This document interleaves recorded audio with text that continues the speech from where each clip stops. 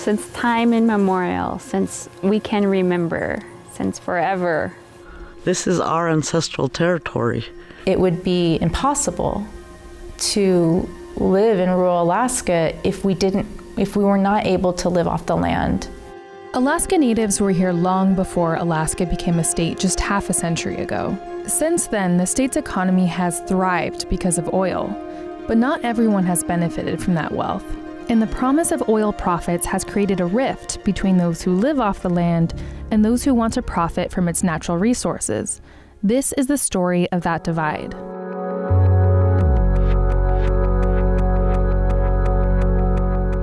There's over 227 tribes in the state of Alaska. Every territory in the state has an indigenous nation that has inhabited that area since time immemorial. It was a very challenging way of life. We're living in 60 below zero for weeks at a time. In the wintertime, no sunlight for large portions of the year. Our people were survivors. The first outsiders to come to Alaska in modern history were Russian fur traders in the 18th century. And even though indigenous people had been living there for tens of thousands of years, the Russians stole the claim to the land, calling Alaska their own.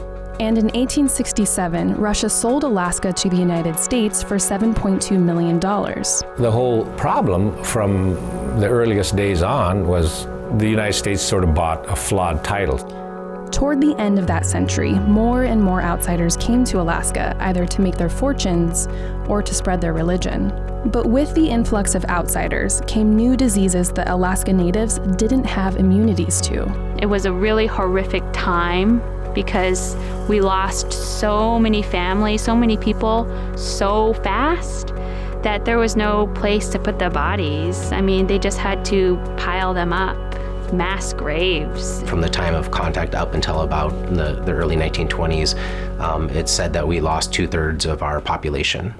By the 1930s, Alaska Natives were experiencing another traumatic loss, as Native children were sent to schools based on Western education, including boarding schools. When they were sent there, if they were wearing their traditional clothing, all their clothing was removed and put outside in a pile as they went into the school. The boys' hair were cut to be short. They weren't allowed to speak their language. In situations of my own mother being sent away for 7 years of her childhood and being told that she can't speak her language, that she's not a Gwich'in person, that she has to become something than who she is in order to succeed in the world today. They would come home and they would be displaced because the parents didn't know who they were. The parents didn't speak the same language as their children. They didn't know how to hunt or be able to survive on the land, so there was this huge disconnection. Even though I didn't live through that time, I feel like I did. It just was passed down. You know, I don't understand why my grandmother doesn't speak any back to me, or, I don't understand that, but I feel it. During World War II, thousands of soldiers were sent to be stationed in Alaska, and for the first time, Alaska Natives became a minority on their own land. And then in 1958, Alaska held a vote to become a state or remain a territory. The vote for statehood passed easily because Alaska Natives didn't have much of a say. But statehood did not clear things up for who really owned the land. There were some Indian villages between Anchorage and Fairbanks that were complaining that the state was taking their land. Willie Hensley was only 25, a grad student in 1966, when he stumbled upon something that changed his life and the lives of all Alaska Natives. Even though the young state was obligated to protect land where Alaska Natives lived, those boundaries had never been drawn, and so the young state had started to take the land for itself. I realized that we're going to lose that land forever. We're never going to get it back. And so as a student, I decided that we had to stop it. Willie decided to run for state house to get the word out, and he helped rally Alaska Natives across the state to claim their land. Senator Hensley of Kotzebue. Our rallying cry was, take our land, take our life. And it was controversial because we weren't accustomed to taking on the government. We had been encouraged to obey authority. It took a little bit of nerve to actually not only say no, but hell no, you can't have it. As Alaska Natives organized to claim their land, something happened that got the state and the world to really pay attention. Oil at Alaska's North Slope at Prudhoe Bay, a lot of it. possibly the biggest discovery in history. As soon as you had the discovery of yet another vast natural resource that could be exploited in Alaska, you had the interest of major international corporations. The state was in desperate straits. I mean, they were financially going down the drain because the state couldn't afford statehood. You know, we had this teeny population, no revenue of any consequence, high costs, and they needed that money, you know, from oil. The oil industry really just wanted it resolved. They just wanted to make sure they have access to the oil, and in particular that they had access to a corridor to build the Trans-Alaska oil pipeline. In order to build that pipeline, the state needed to know who in fact owned title to the land it would cross. And so the land claims argument became front and center. We literally had no time, we had no money. Initially we had no lawyers, we had no communication system, and we had to create structures. We didn't even have institutions. We had some very young leaders who were in their early 20s, most of them, many not college educated.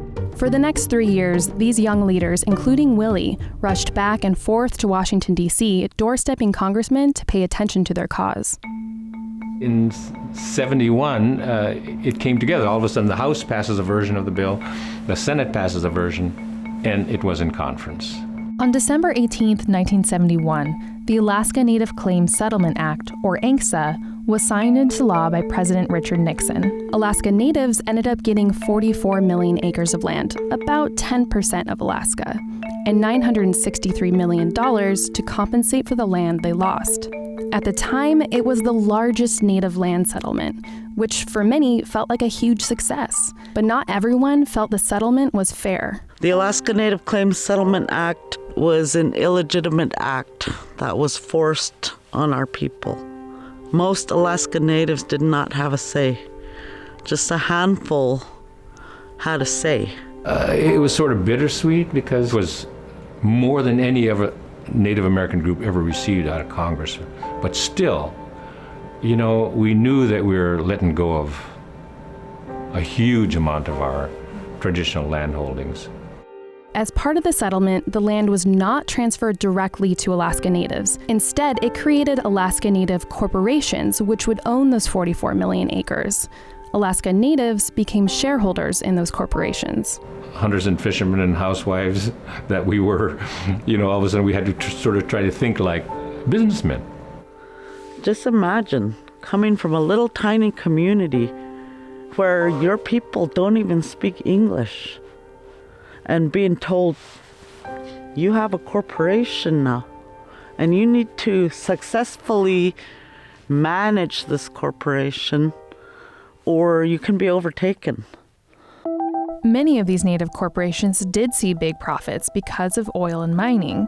They worked with companies like ExxonMobil, BP, and ConocoPhillips. But these are the same industries that have contributed to climate change, threatening the hunting and fishing grounds of Alaska Natives. The thing about the Alaska Native Claims Settlement Act is there was one line item that said all Alaska Natives gave up Aboriginal rights to the land.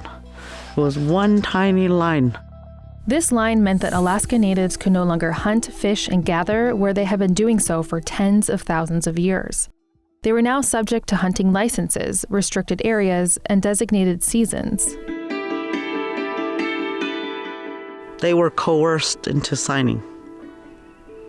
They were told, this is the best bill that you're going to get. There simply was no other way to get control of our space. Since the discovery of oil at Prudhoe Bay and the signing of ANCSA, oil has been the economic driver in Alaska. Oil tax revenue has paid for schools, streetlights, and social programs. The oil industry employs a third of the state's workers. It's allowed the state to do away with sales and income taxes. And it's created the Permanent Fund, which pays each resident an annual dividend of about $1,000. The Trans-Alaska Pipeline, that 800-mile steel pipe going through the middle of Alaska, has been the lifeline for Alaska. I mean, really, it's created modern Alaska. But many Alaska Natives never saw all those profits. It's still extremely expensive to live in the villages, where many homes lack basic plumbing. Most Alaska Native villages still hunt, we still fish, we still gather. We have to live that way. We have to have our way of life. Money is short term, but the land will always be here for us to provide for us, and we have to care for the land. In this next video, we are going to take you above the Arctic Circle, where my people, the Gwich'in, are fighting to protect one of the largest and last pristine wildlife areas in the United States, the Arctic National Wildlife Refuge, from oil drilling.